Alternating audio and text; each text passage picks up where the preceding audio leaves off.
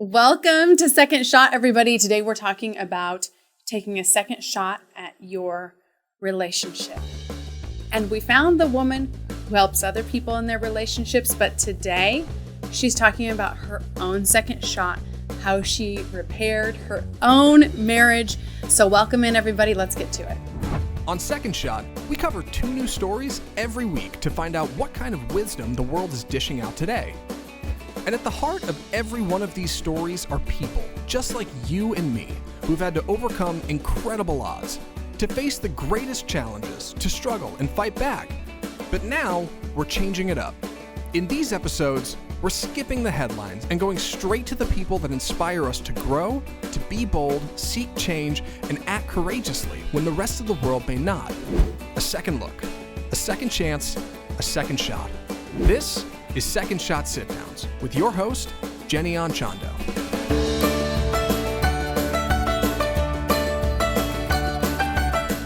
Okay, welcome Beth Reeder Johnson to Second Shot. Thank you for having me. I'm excited to be here. I'm excited to have you here too. We also have producer Matt in the house. Yes, hello. In the Second Shot closet. With the pumpkin. With a pumpkin. Yeah, you can kind of see it here. Pumpkin. I'm very festive in here. I like to decorate. And the ladder and the clocks. Yeah. You know, it's all part of the milieu that is Second Shot Sit Down. So Matt's going to be weighing in today as well. And this is a little bit different than our normal second shots because we're giving you guys some super tangible stuff, like step by step repairing the relationship. And let me give you Beth's credentials so you know I'm not just bringing in anybody. So she is a licensed psychiatric social worker and individual family and couples therapist. She has more than 17 years of experience. She's also a certified Imago therapist trained to help couples communicate, resolve conflict, and reconnect. And couldn't we all use that? So she also earned her master's degree at Boston College. She is a board-approved supervisor who's actually recognized to train other therapists. She has had her ups and downs in her own relationship. And what's special about this interview today is that she's not just telling all of us how to do it, but she's also open to talking about really the changes she and her husband made. And that's unique because a lot of people like to stand up on high and tell the rest of us how to do it without sharing their own story. So Beth, thank you for being open to doing that. Oh, I'm happy to be here. This is fun. So before we get into it, our franchise question for all of the Second Shot sit-downs is really to talk about get to know you the best way we know how, which is tell me 3 people that you would like to meet and why. 3 people living that you would like to do a sit-down with. Okay. The first would be Oprah. I've loved Oprah since I was little. I feel like I grew up watching the Oprah Winfrey Show, and I just feel like if I could have a weekend, I don't just want to meet her. I really want a weekend with Gail and with Oprah. She doesn't ask for much, and people. I just want to be, in there. And she's gotten to interview and know so many people. Yeah. And she's just got so much wisdom. And still with her Super Soul Sundays, yeah, I'm just constantly impressed with how she's trying to push us forward in terms of our consciousness. Oh, I agree. Okay, that's a good one. So are Oprah and Gail your first 2? No, Oprah. But Gail's going to come. Gail's just going to have to be there with us. And then probably the second, which might be there with Oprah too, would be Brene Brown. Okay. I learned about Brene Brown in 2012 or 13, whenever her first TED Talk came out. And I was so blown away at her vulnerability TED Talk. And I think as we're moving forward, it's so interesting because as a culture, we've got some people who are acting in ways that I kind of can't fathom. They're being unkind to each other and saying really outrageous things. But on the flip side of that, the other side of that coin is I think some people are really pushing themselves to be extra kind and vulnerable. And I think she's leading the charge on helping people figure out how to really maintain connection as well and put themselves out there in healthy ways, not just for attention or something like that on social media, but really fostering connection. Really get into it. Okay, who's number 3? And number 3 is Dax Shepard. And again... Oh, interesting. Okay, tell me about that. I am just really impressed. I grew up in Texas. I grew up here in Dallas, and I'm not used to men being very vulnerable. And I don't know him. Obviously, I just know him kind of through his podcast, Armchair Expert. And I just love it because I feel like he has opened the floodgates for men being more vulnerable, talking about their mistakes and how they've had comebacks, and really expressing that. I think women are open to sharing and being there for one another, but I think he's doing that, and he's doing that in his interviews, and I'm very impressed with that. I love it. Okay, so now we know a little bit more about Beth, who's going to be really kind of teaching us and educating us today. And listen, all these interviews for me are selfish. Because I want to hear the information. I want to learn what you have to say and connect all of you with these resources too. But I do want to kind of reverse a little bit and talk about what was going on in your own life that sort of prompted you to research this topic of second shots at marriage and second shots at relationship. Yeah, my husband and I both went to grad school after we were married, and he actually got into school, and then I applied in the same city where he was already going. And so that's how I ended up at Boston College. I was looking at BC, BU, different schools in Boston. And you guys got married pretty young, right? We did. I was 24 and he was 25, which is silly. I would say wait a little bit. Oh, interesting. Were engaged after 6 months of dating, which I don't recommend. I think people should probably date at least a year. I'm glad that it's worked out, but I think we didn't have the tools, and I don't think many of us do. I think if you came from a 2-parent household where they were able to resolve conflict right in front of you in a really healthy way, then you know how to problem solve yourself. Neither Scott nor I came from that. I love both my parents. Most people don't. I mean, Matt, would you say that's something you saw growing up? Well, I came from a good house. My parents were married. They still are married. But I wouldn't say I necessarily saw them solving a whole lot of conflict in front of me. I can remember times, and it wasn't a bad upbringing, but I can remember times when they were stressed out about money or other things like that. But it was always like, we're going to talk about this in the back bedroom, or we're going to talk about this, I don't know, whenever he's away at his friend's house or something like that. I didn't see a whole lot of conflict resolution. I think maybe some of that's because my mom is just, what you would consider to be, she was a librarian. She was like the nicest, most wholesome mom you can imagine. So I don't know that they enjoyed having that kind of stuff out in the open. Sure. Really so to your point, Beth, I think a lot of us just would say great upbringing, but that exact conflict management wasn't something that we saw. Right. I don't think either you have parents that bickered and you kind of don't like it, or you have parents where you didn't see a lot of conflict. I've had clients, because half my practice is teenagers, half is adults and couples. And so I've had people come in and say, my parents never even fought and they're getting a divorce. I don't even know how this happened. So I think you're exactly right. A lot of times we just, and we're not teaching that in school, which I could go into why I think that would be a great thing to teach, which is what I call relationship wellness skills, which I think would be super handy. But I didn't have that. So what was the status of your marriage at this point? So in the beginning, we had a great time. We traveled, we lived in New York City, then we moved to Boston, then we moved back to New York, then we moved back to Dallas, then he got into graduate school, then I applied and got into graduate school, but our school timings were off. Okay. He got into a program that had a January start, which is weird, and went through the summer and then a full school year. It was the last time that school did that. But anyway, so it was basically 18 months, and mine didn't start till the following fall. So that second year, I flew back and forth 19 times on American Airlines. So you were living separate. We were living lives. Separately, yes. And we were under a great deal of stress. I think financially it was a lot of strain. And I also just think we were not good at communicating with each other. And we got angry and resentful about different things on both sides. And I think we didn't handle it well. And I can say specifically, I didn't handle it well. I had watched people get mad at each other and yell and slam doors growing up. And I tried that approach. And guess what? Scott did not want to come to the table and sit down with me when I was yelling or stomping my feet or slamming doors. Yeah. Right? So he didn't want to deal with that. So that was when my mom said to me, hey, the guy with the funny name, Harville Hendricks, he's married to my friend Helen. He was on Oprah. And why don't you get his book? So I got his book, and I just gotten out of grad school at this point. So I was like, oh my gosh, I know about Imago therapy. Let me see what this is, and found us an Imago therapist. So we went ourselves. So you started going to Imago therapy, right? And then it helped you, and then you became knowledgeable in it and then became certified in it. Is that sort of Right. how it, That is how it went. In the beginning, when I was in Boston, I was seeing kind of everyone. But when I got to Dallas, I was seeing more children and adolescents. And so many of the problems I was seeing were stemming from couples who were just having this kind of toxic home environment or yelling at each other. It was really stressful for the kids. Yeah. They would bring in this anxious child, but really it was the couple who needed help. Gosh, I hate hearing that. But So it was nice to be able to think, okay, this is maybe a way I can make a difference. And I can say to people in my practice, it's okay to struggle. Conflict is the normal undercurrent of every relationship. I would tell every new couple that. You're not doing it wrong if it's hard every once in a while. It's okay to see the world and see things differently.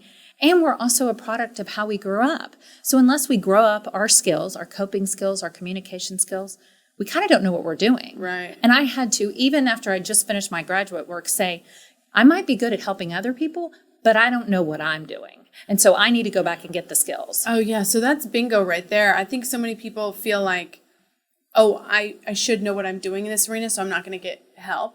Right. Right? And then it just crumbles. Did you ever think that your marriage would end? Yeah. That it would not last? I was worried. Yeah. We went to the first marriage therapist. I can't even remember his name, so I can't talk bad about him. But it was pretty dismal. Yeah. It was kind of like what you see on TV with two people sitting on the couch, like just basically saying the other person sucks. And we walked out of there and we were like, uh-oh. Right. Like he didn't help us, and now what are we going to do? Yeah, what are we going to do? Well, something that I've found to be, Heath and I talk a lot in the other version of the podcast about, about being open to getting help. I almost feel like it's kind of shopping, like you've got to find your right match. But what happens is people get discouraged on that one or two bad ones from the get-go, and then they quit because they think it's not for them. Right. Well, right? And You kind of have to keep going. And that's shopping. really why I wanted to do it. Also, I thought, there's not a lot of people doing this in a way that I feel like is really effective. There's a group of therapists, Harville Hendricks, and it's funny because Harville Hendricks, somebody asked me that question one time before about 10 years ago who I'd want to meet, and Harville was on my list. Yeah. But now I know him, and he lives in Dallas. Check. Yes. She did it. That's why I love speaking things into existence. Right. So next time it's going to be Oprah and Gail. Right. And, Renee, and we're just going to all have like a sit-in together. Yeah. Yes. So, but Harville and I've gotten to work with him and Helen LaKelly Hunt on their project Safe Conversations here in Dallas.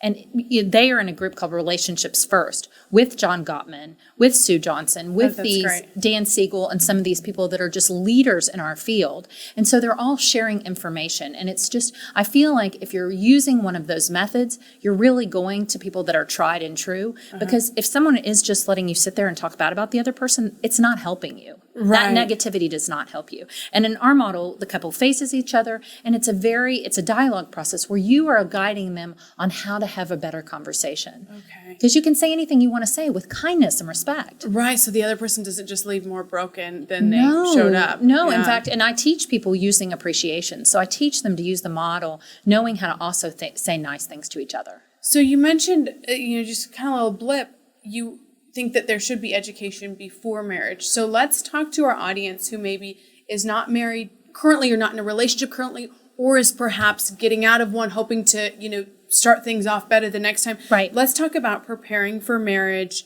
What should we do? I mean, what's the step? What's the process that a couple should do if they want to get into this thing and they want it to work? Because we know so often it doesn't. Right. Well, I can think of a few things that will really help. First of all, just knowing that conflict is normal is so helpful. What a relief. Right. Because you're like, okay, I'm not doing it wrong.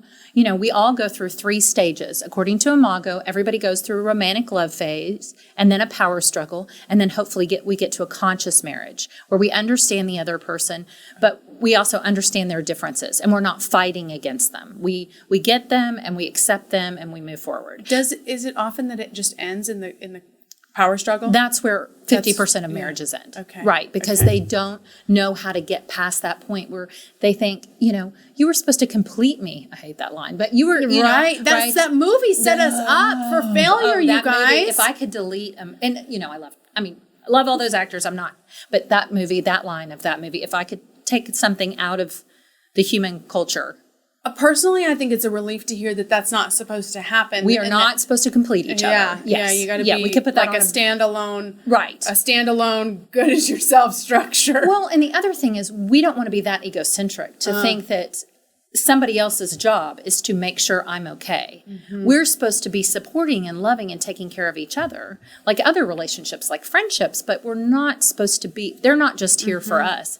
And it's when that shift happens. So we've got to get to the conscious relationship. So let's talk about you've got these 5 marriage tools that can establish a healthy marriage / relationship, starting with inviting your partner to engage and asking, is now a good time? That's the key. I will tell you, if you do not want to get in a fight, if you think, God, sometimes when we first start talking, we get in a fight, just start asking, hey, I've got something to talk to you about. Is now a good time? It's just one little thing. Okay. Because I'm bound in the house. I'm like a little kid sometimes, a little hyper, full of energy. My husband's a little bit lower key, and he's working on his computer, and I'm like, and he's like, hey, can you see that I'm working? And that is an irritant for him. Right. Whereas if I bounded in and played with the dog, and then I knocked quietly on his office door and said, hey, is now a good time to talk? And he was like, oh, I've got 2 emails to finish. I'm almost through, but then I'd love to be with you. Then I feel good that he just said he'd love to be with me, and he feels good, like I've respected his time and his space. Okay, so we're asking first, then check in if you start to feel upset. What do you mean by that specifically? Well, we all have a story we tell ourselves. Our thoughts are basically the story we tell ourselves. So if I make this face, you could think, oh my gosh, strange guest, she's angry. Or I'm about to sneeze, right? Yeah. You don't really know what's going on inside someone else's head. So it's just asking, hey, I'm feeling like something's off with you, or is everything okay? I'm just checking. And you can even go so far as to say, I'm worried you're mad at me. But is that right? Did I get that? Because instead of... As opposed to accusatory. Right. Okay. That's what... So that's what Jenny needs to work on. Right. Yeah, because it's like, oh, you're getting... I would say, oh, I see you're getting mad at me, which would then infuriate the other person. Right, because then they're like... Because what's happened is, if you've got a hula hoop, it's like, I've stepped in your hula hoop and I'm telling you how you feel. Okay. As opposed to, I'm curious. And then it's easier for you to not get defensive and be like, no, I'm totally fine. In fact, I was thinking about this thing. I can't decide what I'm going to do about my schedule. Like, they've got something totally else going on. It has nothing to do with you. Yeah, it has nothing to do with you.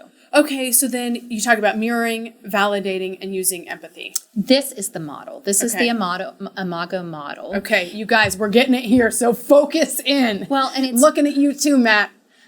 Oh, I need to hear it, absolutely. And I know it. I'm familiar with it, but I do that thing where you were just talking about, where anytime my wife is upset, I just assume it's because of me. Right. And I immediately start saying, what did I do? And that just upsets her even more. Right. Well, and sometimes if you say it in a defensive way, right? Well, yeah, right. Yeah, absolutely. Right. It's hard. So the mirroring is just reflective listening, or so what I'm hearing you say. And what I would recommend is, there are books on this if someone wants to do it at home. If someone wanted to email me, I could put something up. It's not a secret. Okay. It's really that whatever you're trying to say, you want to have it. I like to tell new couples, think of you're writing a thesis about whatever you want to say. Your opening sentence and 3 supporting things. And so you're going to say it in short enough bites where your partner can mirror it back. Okay. So instead of 2 people talking at each other and interrupting, or I'm just thinking of what I'm going to say next, and, oh, are you done yet? This is, I realize I'm going to put my brain on pause. I'm going to try to really bridge over to Scott's island. If we're islands in the streams flowing together, I'm going to bridge over to his island. I'm going to hear all of what he has to say. Did I get that? And then the magic question, is there more? And then when there's no more, I give him a summary.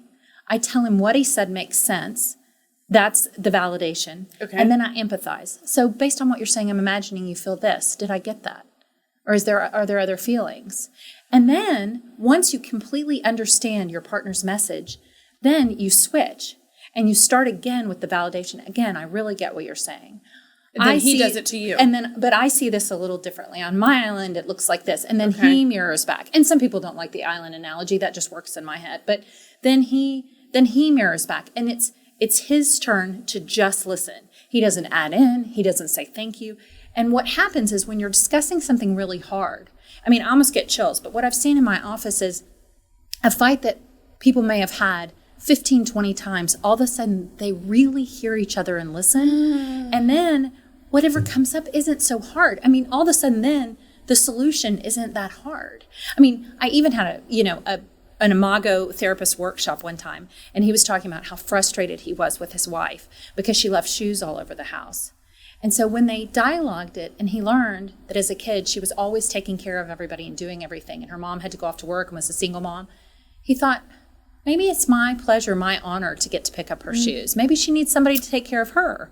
And he just flipped it because he felt such empathy. Even if you don't want to pick up your wife's shoes or your husband's underwear or whatever, the idea of having empathy and getting curious about your partner instead of just mad and defensive leads to a solution. Because people are always asking me, is there going to be a solution? I'm like, I promise you, when you do this, the solution presents itself. It comes. Yeah. Okay, so to me, the obvious question on this is, what do you do if the other person is not interested in engaging in this type of dialogue with you? So, I mean, that's tricky. I think in my office, usually I have people who want to come and people who are drugged there. Usually there's one person who really wants couples counseling and the other one who's like, I'm not sure I want this. I will tell you, because it's so different, most of the time, and they're sitting in my office, they kind of do it. They just do it. And it's often the person who drugged the other person that has the harder time listening. The one that talks more in the relationship has to really learn how to listen. So the other person who thought they weren't going to like it really likes it because they're being heard. Is there a point of no return? Oh, such a tough question. My grandmother always said, unless you're in somebody's bed or under it, it's hard to, you know what I mean? It's hard to know. Yeah. I feel like people who have affairs and are not remorseful and continue the affair leaves the other person not a lot of options. Sure. Sometimes they've come and I've said, the affair has to be over before we can start the work. And they're like, oh, it's over.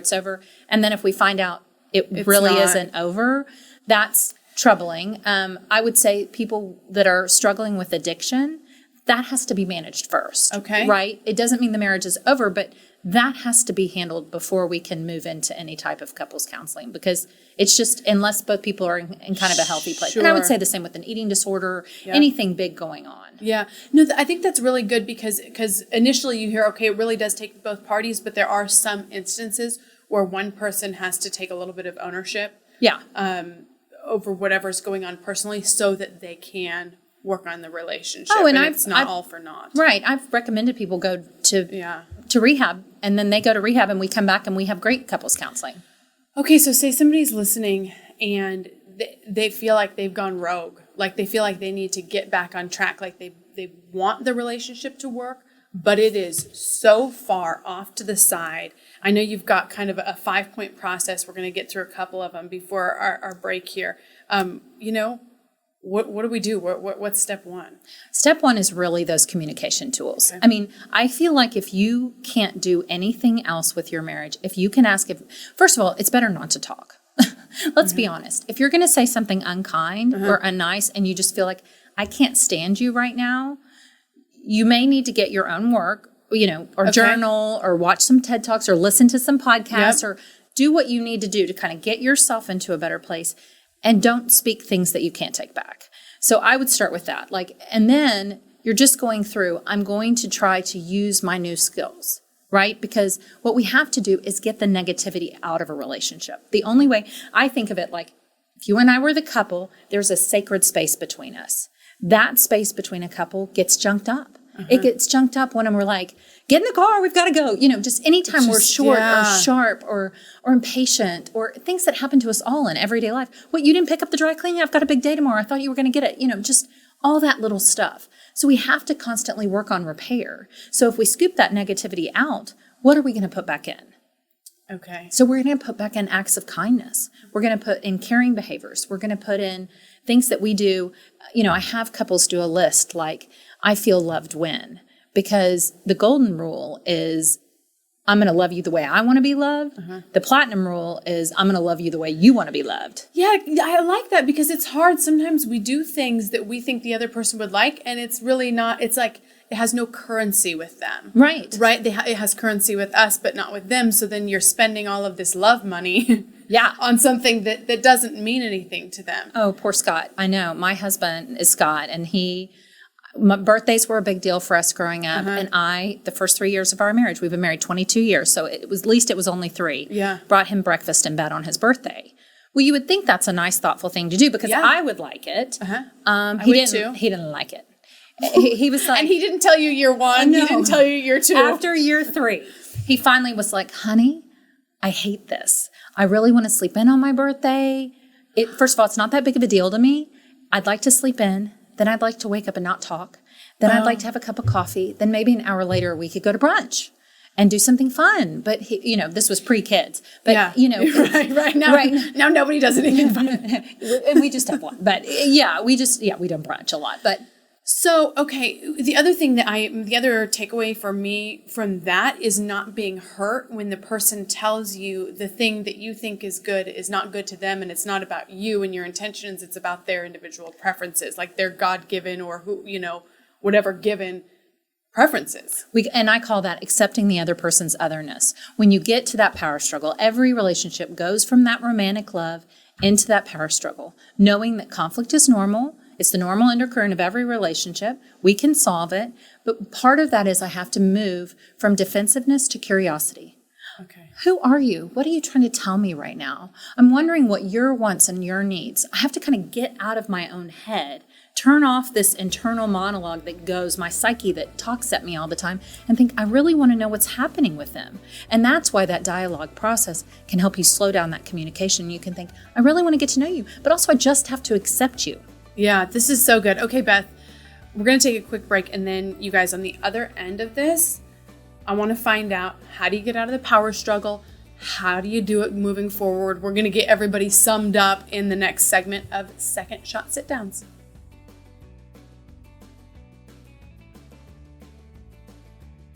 Really quick break to tell you guys about, and we have been so pumped about this, our new sponsor of the Second Shot podcast. It is myllc.com. So Heath actually introduced me to this company a long time ago because he's been using them for everything. Every time he puts together a new business, he goes there, gets the LLC set up. They send back a little portfolio with everything done. It's legally savvy, legally sound, and put together for you. So if you're somebody who's sort of like thinks that that's the daunting part of a business, which for me, it always has been, myllc.com is for real where you want to go. And they're also hooking you guys up with a deal. So write it down. Maybe you're not starting a business today, but maybe you're getting inspired by the interviews. It is this 99 My LLC, which gives you $99 off of a new corporation or LLC. I will also tell you, we definitely price checked before doing this. It is for sure the most affordable option. Heath and I have been using them for years and years. We just adore this company. So myllc.com. And again, the code for $99 off is 99myllc.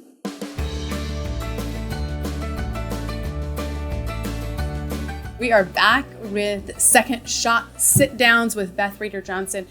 I mean, really talking about, you guys, how to get unstuck in a relationship, how to salvage this thing that at one point was the be-all, end-all, right? I mean, for people when they get married, you think about this beautiful day and all the hope, and then just the discouragement that can come, I think, down the road for people. So my goal with this is that if somebody is kind of like feeling like they're teetering on, I'm about to give up, how to kind of rescue that. Okay. And you talk about the problem pie, a book she's writing. So it's like a little teaser for you guys. Right. But what can we take from that problem pie concept? The problem pie is essentially that we can't try to solve a whole problem. Meaning, if you've got a relationship, you've got to figure out what part of the problem is yours and stick to that. Meaning, I've seen it work both ways. If somebody tries to take ownership of the whole marriage and say, I can fix this, well, that won't work. You need two people to fix a marriage or a relationship. Okay, so the other person has to want to, too. Right. You have to have two engaged parties, right? And it may be that one person is driving the force for a month or two, and then the other person thinks, okay, starts to have hope themselves. Okay. So it doesn't always have to be equal every single step of the way. I think that gives hope for people who feel like the other person doesn't care at all. Right. To at least try. Right. Oh, I would say try. I would definitely say try, because what I've seen too is when I see people remarried, sometimes they jump out of the fire into the frying pan. But really, when you're going to try, you can't fix the other person. That is the key problem. No one wants to be fixed. No one wants to be the other person's project. So when you're looking at the overall pie of your marriage, what is my piece? Okay. What's my part? You know, for me, I knew that my anger was the problem. I was yelling at Scott. I was losing my temper and yelling and slamming doors. So I had to really look at, how can I stop doing this? Because it is driving him away. It is making him want to go into the other room or go in the car and go for a drive. He does not want to engage with me if I'm doing that. So I had to kind of figure out my own calm down plan, which was going to my closet and shaking it all off. Yeah. Taking deep breaths, saying a little prayer, reminding myself that I was a grown up and, that I could calm myself down, meditating, whatever steps you want to do to take care of your part. But then you come back to the relationship. And I would say there's a lot of people who can't own that. What they stay in the cycle of blaming the other person. Okay. They either take it all on, oh, I'm terrible, I can't do this, or, which is kind of a victim thing, which doesn't work either. Sure, it doesn't work, yeah. Or, well, if he didn't do this and this and this, I could be nice to him. And I'm like, let's just pretend that he wasn't doing those things. And what if you tried to be nice? Because it's like we're all in a dance. And if you change your dance, if I stop stepping on your toes, then you're going to feel less aggravated with me, and you're going to be more receptive to whatever I do. I think the hard part for a lot of people is being the person, when you're in like a gridlock, is being the person to take that step. Yeah. Right? Because it's kind of like humbling, like to own your stuff and step out of blaming the other person. But once you do, it sounds like you will hopefully reap the benefits. Right. I used to have 2 sticky notes on my mirror. The first one said, if it is to be, it's up to me. Yeah. And the second one said, if I'm blaming, I'm wrong. So, you guys, if I'm blaming, I'm wrong. Yeah. I like the use of the comma, first of all, because it matters. But also, yes, I mean, that's so good. I mean, that could translate to work relationships and familial relationships in all types. Oh, right. I imagine. Right. Because we all come into this world, we see certain types of relationships play out in front of us. And in Imago, we ask people to look back at their childhood. And it's not to blame your parents. It's to just say, this is what was modeled for me. And this is what shaped my existence. And I may have developed some belief systems that actually don't work for me. Okay. The story I'm telling myself is that you need to yell to resolve an argument. That was a faulty story. Okay. So I needed to change that belief in myself and work on myself. And then, I came to the table with, this is what I need to work on. And then Scott had to work on his own stuff, that didn't have anything to do with me. And I can't assist in his process. And so am I, now I'm going to rephrase and send it back to you to see if I'm understanding correctly. Sure. Is it important for both is it important for just you to recognize your childhood and past, or is it important for your partner to recognize your childhood and past? Both. You. But, right. Because when you're doing the dialogue process, what comes up is, say I send something to you. I'm upset when this happens. And then the therapist would guide you, or the script, either one would guide you to say, it makes me feel. And then this reminds me of childhood in that. So if he does something, and there was a perfect example of this in ours. So Scott wanted me to greet him at the door when we were first married. Okay. Well, actually, first moving back in Dallas. We were in couples therapy. So we were 5 years married, probably. And I did not want to do it. I thought, well, do you want me to dress up like a French maid and have a martini? That's immediately where I start thinking, and too. I was just like, no, resistant. Did not want to do it. And so we were in this. But he just wanted you to be happy he was home. Yeah, like the puppy. And so, when we were in marriage counseling, what we got to was the reason that he wanted this is Scott was great in school, played sports, did stuff, worked, and very impressive. But everybody was off watching TV when he got home. Oh. So they were not super excited to see him. They had dinner and they're on the counter. They were kind of like, hey, dinner's in there for you. It wasn't like they weren't kind. Right. But he really wished that somebody had been there to say, hey, what's your day? Walk me through it. Oh, interesting. Interesting, yeah. So when I hear that, I have such empathy for him. And then when the therapist turned it and asked me what was my resistance, I realized it was from when my dad came home from the car business in the 70s and things were not going so good. Yeah. He was a little grumpy. And so we would give him a little space. He would go and need to cool off for 30 minutes. I think a lot of us have learned about space when someone gets home. Right. Too. Yeah, I think that would probably be a pretty common thing. And if you had never investigated that, you would never know. Right. So this isn't about blaming my dad who needed 30 minutes to calm down or blaming his parents or anything. It's about understanding that this is the way we learned to do when someone comes home. Okay. And he would like it to be done differently than I had it when I was growing up. And it didn't have anything to do with me being subservient. He just wanted us to greet each other and talk about our days. He wanted to hear about mine too. And so, but what had happened is the more I didn't greet him, he got a little grumpier. Well, if he was grumpy, then I could project spiral. Right. So the marriage counselor was like, hey, you need to make sure to be sweet and you need to try to show up and let's just see what happens. And of course it was wonderful. Oh, that's so good. Yeah. And now my son doesn't know any different than when somebody comes in, you jump up and you greet him at the door. We're all puppies. That's awesome. Yeah. So, okay, I can't wait for the Problem Pie, the book, to come out. That's going to be great. But until then, we will hang on to that advice that you gave us. Thank you. Let's talk about what to do after a failed relationship. After a divorce, after a long-term relationship ends. So many people who listen to this show, who watch the show, are in that situation and trying to navigate it. And I think, people want to go into it whole, but don't know how. Right. So what's the step? What should people start with? Well, I think the first step is empathy and compassion for yourself. I really think it's not about blaming childhood. It's not about blaming our parents it's just saying, I did the best I could in that relationship with the skills I had. I mean, I look back and cringe at my little 8th grade boyfriend who I yelled at. I hated that I did that. But Beth, you were yelling at everybody. I know I was. I was just a mess. Thank goodness I figured it out. Yes. But that's why everybody needs a second shot to figure it out, right? It's true. But honestly, if you can just give yourself some kindness, give yourself some compassion, have empathy for the fact that you're like, I did the absolute best I could do with what I had. If I want to gain some more skills, go get some. Okay. Read a book.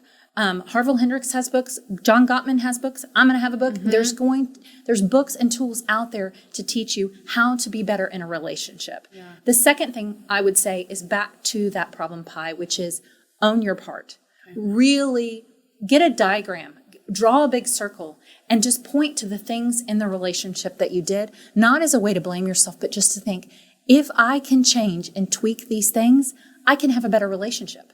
I know now, sometimes I still feel like, I'm getting a little hot under the collar, and I'll excuse myself, or I'll just think to myself, yelling never works.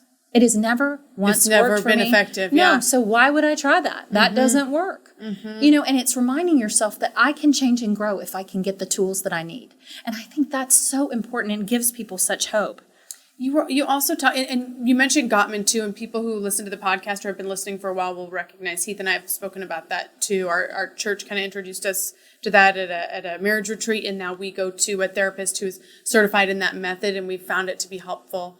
I think John Gottman is wonderful. He's really the pioneer researcher that everyone else gets their research off of, because he talked about that negativity and how negativity absolutely destroys the marriages. Yeah. The other thing with that is sometimes I think it's beneficial when you are trying to get somebody on board with like, hey, let's get help, not because I think that this is the end for us, but because I think that we could just really flourish as a couple, is talking about the research. Some people are really research based, you know, and I think that for some folks, all they've ever seen about counseling or therapy is on TV and like the couch situation, and it just is depressing. It doesn't work, and it's depressing. Yeah. So maybe that's like a tidbit. I absolutely agree. I mean, all those people in that relationship first group have proven methods of therapy. So John Gottman, Harville Hendricks with Imago, Sue Johnson. I mean, there are methods that you can use that absolutely work. So I would say to definitely stick with one of those. But, not beating yourself up and understanding that I can get these tools. I think that's the key. Yeah. And that I don't have to be, look, if everyone came to me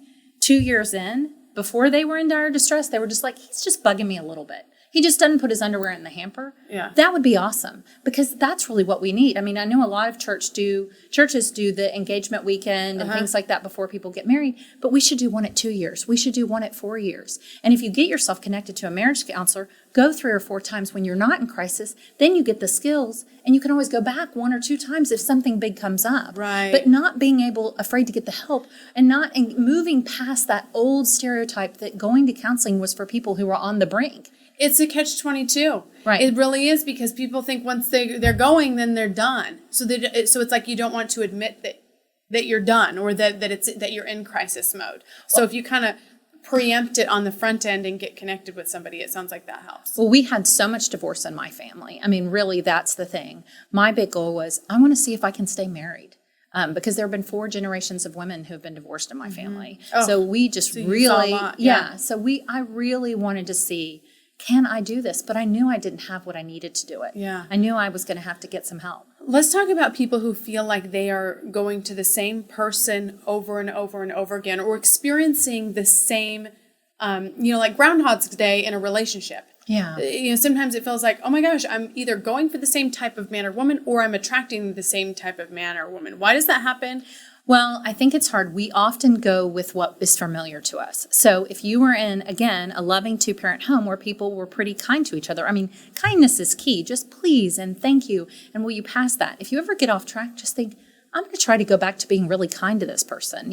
Talking to them like I would talk to the woman checking out at the grocery store, not like, not in this dismissive way. Mm-hmm. So, but if you didn't come from that, say you came from a single household and parents were divorced and they fought a lot and weren't kind to each other, you might not know to look for someone, or you might have gotten used to the idea that this is how people treat each other. Okay. So again, not to blame your parents, but just if you saw somebody be rude to your mother, your stepfather be rude to your mother, or your father be rude to your mother, you may think, oh, this is how men are, or that's what was modeled to you. So all you need to do is process through that. And again, you can do that with a therapist, or you can do that on, this is what I saw growing up, this is what I want for myself now. But if you don't get aware, you're going to keep repeating that cycle over and over. People think therapy is all about digging up all this old stuff for ages and ages. No, it's about an awareness. It's about, I saw a stepdad hit my mom. I never want to be with someone who could do that to me, verbally or physically. So I need to really write down what happened, put that in the past, and say, this is now what I'm looking for. And anyone shows the least bit sign of that kind of aggression, I'm going to move away from quickly. Right. Yeah. Right. Almost like a relationship vision board. It is a relationship vision board. I like Perfect. that. I really like that. Beth, this has been so good. And I gave you a little bit of a heads up before we did the interview that we've got a couple questions that we're doing in all the second shot sit downs. Just because we're picking people whose perspectives we really value. And this is just kind of out of our own curiosity. So the first one here is this. If you had to choose, would you choose that life be fair or unfair, and why? Well, I would absolutely choose that life would be fair, but I don't think it's possible. Based on what I know about humans. Yeah. Say that you lined up all the humans and we all had the same size house and the one little car, but what if somebody had a child where the birth didn't go right? Then they would feel like their life was unfair. Mm-hmm. Or someone gets in an accident, a car accident, and so their state-issued car gets beat up. Mm-hmm. And they all have the same salary, so then they don't get to go on the vacation that this other one does because they have to fix the car. I'm just not sure that I believe, even in a world, a utopia, where we were all distributed goods in the same way. And we all had exactly the same, that it would still, because we as humans are collaborative people. This is why we've prospered on the planet, taken over the planet. Mm-hmm. We can come together and do things, but it's also, we compare ourselves. I try to get people to stop comparing themselves because it's really not great. We should stay in our It's a whole nother episode, right, Beth. That's a whole nother really episode. But yeah, so I would love it if life was fair. I do not think the way our human psyche brain works that's possible. Yeah. Okay, well, we know that you have the book in the works, but I'm going to pose this other question because I love to get like this one nugget of advice.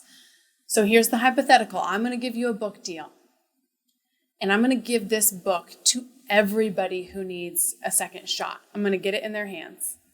The catch is that the book is only one line. What's the line of your book? What's the one sentence?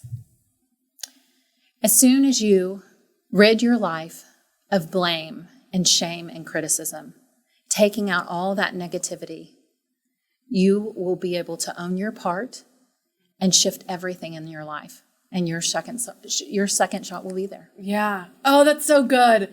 It's a really long sentence, a little bit run-on. It is a little bit of a run-on. But I will take it and accept it and distribute it, worldwide. We can edit it. I'm here for the book deal, and we'll edit it. But own your problems. Yeah. Don't pull your problems off. Don't spend your life blaming and hating other people. We are living in such a strange time, but honestly, if you'll just own the part that's yours and not get hung up about what other people are doing or not doing, you will live a happier life. Yeah, that's such a, oh my gosh. To me, that's a confidence builder to know that really I do have so much control over my own situation. Right. Right, to own whatever part, in this whole sphere, whatever is on me, to own that part and then move forward with grace. That's your freedom. Yeah. And I think freedom is something more attainable than fair. Yeah. Oh my gosh. That's so good. Okay. So Beth, where can everybody find you? Is it, the website, the LinkedIn, whatever it is? Okay. All those places. I'm Beth Reeder Johnson on Instagram. I'm ERJ Counseling on Facebook. I also have erjcounseling.com. Okay. I'm Beth Reeder Johnson on Twitter. So you can find me all those places. You can always just type in Beth Reeder Johnson to Google. And it'll be you. Yeah, and it comes up. So it'll be her. It'll be me. Oh, thank you so much. Okay, Matt, do you feel like we are empowered and ready to go? Man, we have to accept the responsibility ourselves. I hope so. I know like with any of this stuff, hearing it once is not enough. And I think that's what I've learned is you sometimes have to hear this stuff over and over and over again until you realize, oh, that's what they meant by that. And that's what they were trying to say. Right. Yeah, it's hard. It's hard to realize that we may be the problem. Yeah. Isn't it? And I would recommend everybody going back and listening to this over and over and over again to really try to understand, okay, that's, I've got to be the person to step first. I've got to be the person, and I can't do any of this stuff when I'm angry. Yeah. We cannot do it when we're angry. Oh, it's so true. That was my big lesson. Yeah. Yeah. Mm-hmm. Yeah, that's a great takeaway. And I agree, go back and listen to it, because sometimes, you think about this is really a wealth of information. You guys, people pay her to tell them these things and to talk about this stuff. She's so well read and has such a vast background and knowledge. So I hope that you kind of take it to heart. If you're watching the video on Facebook, by the way, this is just sort of like a little tease. You're not subscribed. So if you like this, if you want to see more episodes like this, be a part of it, you want to go to a podcast platform of any kind. So it can be iTunes, Spotify, iHeartRadio. Where else are we, Matt? We're on Google Podcasts as well. That's right. Yeah, Stitcher. You can find us on SoundCloud, where it's actually hosted. There's a lot of different places you can go, but if you're on a mobile device, you've got a major platform there right in front of you that you can go and find us on. And also, Heath, not here, and who is now my husband, who is blameless. Now that the pie is mine, he would be upset if I did not explain to you. Also, go to the podcast platform, leave a review if you liked it. What that does is it helps this free information to get out to more people. If you think that there's somebody out there who could benefit from this, shoot them a message. Probably not like your partner. You don't want to be offensive and be like, you need to hear this, but maybe, to a friend or something like that, or maybe listen to this together with a partner or something like that. Please do share it. Leave a review if you enjoyed it, and you can shoot us a message, secondshotcast@gmail.com, if there's something that you want to give people a second shot on, or if you want to hear a second shot on a certain topic. So that's where to find us. We're also in the private Facebook email group. What is it? Facebook.com/group/second shot. I believe that is correct. I think if you search Second Shot, you'll see Heath and Jenny's picture right there. Request to join. There is one simple question. I haven't seen everybody answer it. Please answer it. It says, what do you like most about Second Shot? I know some people want to be in the group but don't want to answer that. Right, some people skip that over. Not like it. Well, I think I hit one word too and accidentally hit send. Like enter before I was finished with the anyway. Oh, so maybe that's it. So maybe I did it wrong. Yeah. Maybe. See, look, we're not. Because I definitely wanted to be part of the Facebook group. Well, thank you. Yeah. Thank you, Beth. Okay, you guys, this has been really fun. Thank you for sharing your expertise. Oh my gosh, thank you for having me. I always have so much fun talking about this. If it helps one person, it is worth everything to me, because I want everybody to realize they can have the life they want. Just get yourself some tools, give yourself a break, and just own your part. Oh, so good. Beth, thank you. Matt, thank you. You rocked it out as always with that ladder behind you. Yes. I'm keeping everything in place. I'm here to fix anything that goes wrong. Keeping it real. Yeah. Okay, you guys, we'll see you next time on Second Shot Sit Downs.